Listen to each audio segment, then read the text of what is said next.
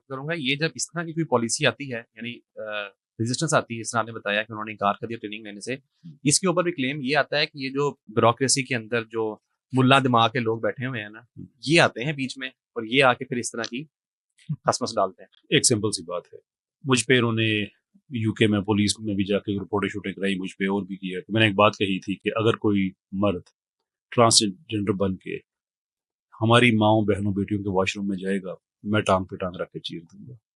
मुझसे बहुत लोगों ने कहा कि ये आपने गलत बात, ये लिबरल तबका जो है लेफ्ट का, ये आपने बड़ी गलत बात कही है। उनका देखो भी एक सिंपल सी बात है, अगर आपकी माँ बहन बेटी किसी वॉशरूम में है और उसमें कोई मर्द घुस गया है और वो एहतजाज कर रही हैं और आप अपनी वालदा से कहते हैं कि मामा आपकी रिग्रेसिव सोच इतनी क्यों है, उसकी इनर मोस्ट फीलिंग है, अगर वो आपका वॉशरूम यूज करना चाहता है तो करें, आप क्या पत्थर के जमाने की हैं?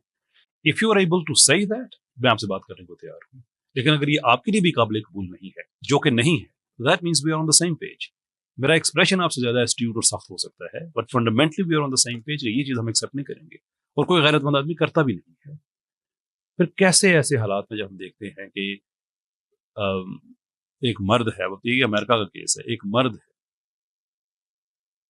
औरतों के रेप किए हैं, बाद में औरत बन गया है, उसको औरतों की जेल में डाला गया है, वहां पे 2 फीमेल इनमेट्स को इम्प्रेग्नेट उसने किया, फिर उसको वहां से निकाला कि नहीं इसको किसी। तो ये रियल प्रॉब्लम है, कहेंगे नहीं ये वहां के प्रॉब्लम है, यहाँ के नहीं है। मैं पाकिस्तान के 51 केसेस मेरे पते में ऐसे हैं जहाँ पे ट्रांसजेंडर्स ने कम उम्र लड़कियों के रेप किए हुए हैं, और 51 से ज्यादा है, मैं आपको 51 तक की हद तक मैं आपको कॉन्फिडेंस से कह रहा हूँ।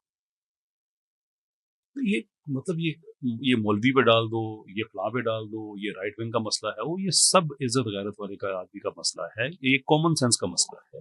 रिलीजन तो इनके लिए मैटर नहीं करता, ये साइंस का भी मसला है। प्रोजेक्ट नेचई में गिन नहीं सकते आप इतने डॉक्टर्स जिन्होंने लिख के दिया हुआ है कि मर्द और औरत ये एक बायोलॉजिकल कंस्ट्रक्शन है, and that's the inner most feeling, किसी की भी कुछ हो सकती है। मैंने कई दफा मिसाल भी दी है, एक मिसाल आगे वो बात भेजी भी थी, अदर किंग के लोग हैं जो कहते हैं हमें जबर कहा जाए। मून जेंडर भी तो है, जिनकी जिनसी रात को सामने आती है। आर्बर जेंडर है जो खुद को दरख्त समझते हैं। वी रिस्पेक्ट द फैक्ट है किसी आदमी की भी कोई इनर मोस्ट फीलिंग हो सकती है, keep it to your innermost self. जब आप उसे इम्पोज करेंगे किसी और आदमी पे, मसला वहां से। Whether is there any way to create balance between self-perceived and biological sex? इसके लिए आपको न्यूट्रल होना पड़ेगा फर्स्ट ऑफ ऑल। आप आपने न्यूट्रल का जो लफ्ज बोल दिया है ना, ये बड़ा खतरनाक है। न्यूट्रल से मुराद है कि आप हकायक की तरफ आए, आप दलाइल की तरफ आए और दलील की तरफ, तहकीक की तरफ आए। आप दीगर नैरेटिव्स का शिकार ना हो कि आपको मिसाल के तौर पर किसी ने कोई पट्टी पढ़ा दी है, किसी ने कुछ दिखा दिया, आप देख रहे हैं तो आप कहते हैं अच्छा हाँ ये ऐसा ही है। और मैं ये नहीं कहता कि आपको, दीन भी यही कहता है कि आप तहकीक की तरफ है। अल्लाह ताला फरमाते हैं कुरान मजीद में अफ़लम यंज़ुरू फ़ी मलाकुति समावाति वल अर्ज़ मा खलक़ल्लाहु मिन शै, कि इन्होंने ज़मीन आसमान की बादशाहत की तरफ कभी बोलने की, आसमान की तरफ गौर करो। तो हमें कुरान मजीद के अंदर गौर व फिक्र करने का, तहकीक करने का, किसी भी चीज़ की तह तक जाने का जो है वो हुक्म दिया गया है। तो हमें दोनों तरफ से चीज़ों को देखना है। हमें जो जो जो इस्लाम के दलाइल है, जो ओवरऑल राइट विंग के दलाइल है, उनको भी देखना है, जो लेफ्ट विंग के दलाइल है उनको भी देखना है। और उन दलाइल के बाद ये देखना है कि जिन सोसाइटीज़ ने इसको एक्सेप्ट करने के बाद माशरे में राइज किया, तो क्या उसके वहाँ पर पॉजिटिव असरात नज़र आ रहे हैं या नेगेटिव असरात नज़र आ रहे हैं। जिसे हम कहते हैं आपने उसका काउंटर नैरेटिव, आपने उसका क्रिटिकल एनालिसिस भी करना है। आफ्टर दैट क्रिटिकल एनालिसिस, तो हम सब एनालिसिस के बाद एक राय पे पहुंचे। तो मैं अगर अपनी बात करता हूँ तो मैं उन सब तमाम एनालिसिस को देखता हुआ कि सोसाइटी के अंदर अगर इसको राइज किया गया तो इसके हमें नेगेटिव असरात नजर हमारे सामने आ रहे हैं। और खासतौर पर पाकिस्तान जैसी सोसाइटी में तो इसके और बहुत ज्यादा, जहां पर कोई भी इंसान अपने आप को फीमेल क्रिएट करके या फीमेल परसीव करके, और हमारे यहाँ तो आप उसको एक्सेस दे रहे हैं फीमेल्स तक, उसकी उनकी प्राइवेट एरियाज तक, आप उनके उनके प्राइवेट होम्स तक आप उसको एक्सेस दे रहे हैं, और उसके पास बायोलॉजिकली वो तमाम पावर्स हैं जिसके जरिए से वो सेक्सुअली किसी को अब्यूज कर सकता है।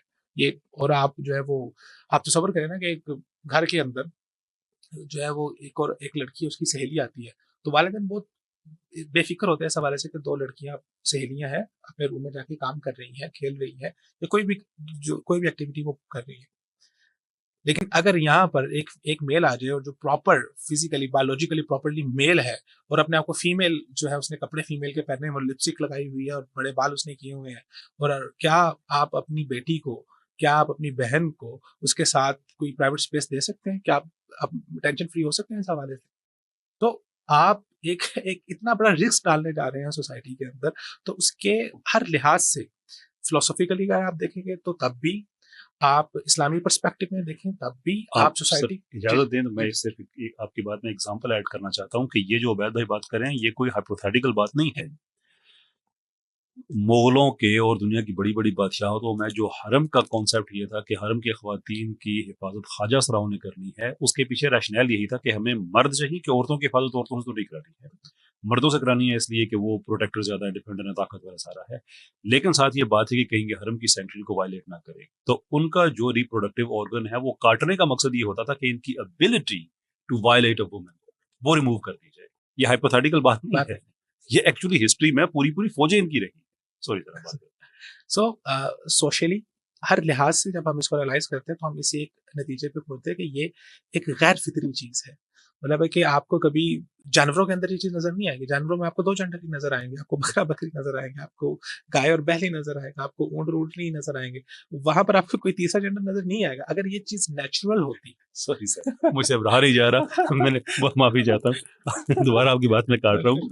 Debra so end of gender बड़ी जबरदस्त किताब उन्होंने लिखी है इस टॉपिक पे। उन्होंने अपनी एक साइंटिस्ट का बीच में जिक्र किया, मैंने रिसर्च पेपर लिखा चूहों पे, और उसमें मैंने जहां पे भी उनके सेक्स का जिक्र किया मेल और फीमेल के कॉन्टेक्स्ट में, तो कहते हैं कि जो पब्लिशर है उसने कहा कि इसको आप जेंडर लिखें, सेक्स ना लिखें, क्योंकि इस लैंग्वेज को हमने नॉर्मलाइज करना है। तो डेब्रा कहती है कि उसने मुझे कहा कि डेब्रा अब ये जो जेंडर है ये तो इनर मोस्ट फीलिंग और सेल्फ परसेप्शन, कहती है मैं किसी चूहे को देख के मैं कैसे इन्फर करूं कि इसकी इनर मोस्ट फीलिंग क्या होगी। तो ये again this is something which actually is happening. जो जाहिर अभी आप उसी पे जाएंगे, अब चूहे की क्या इनर मोस्ट फीलिंग हो सकती है, क्या self perception, how do you know that? So these are the real problems we are dealing with. So these are some exceptional cases, और इन exceptionals को इसी तरह से ट्रीट किया जाना चाहिए कि इनकी बेहतरी के लिए काम किया जाए। और अगर फॉर एग्जांपल कोई बंदा इन ख्यालात से मुतासर भी हो गया तो उसको, जब आप न्यूट्रल होकर तहकीक की तरफ जाएंगे ना, तो बायस्ड ना हो, अनबायस्ड होकर आप जब तहकीक करेंगे तो आपको अल्टीमेटली हर लिहाज से ये पता चलेगा कि ये चीज़ नेचुरल नहीं है।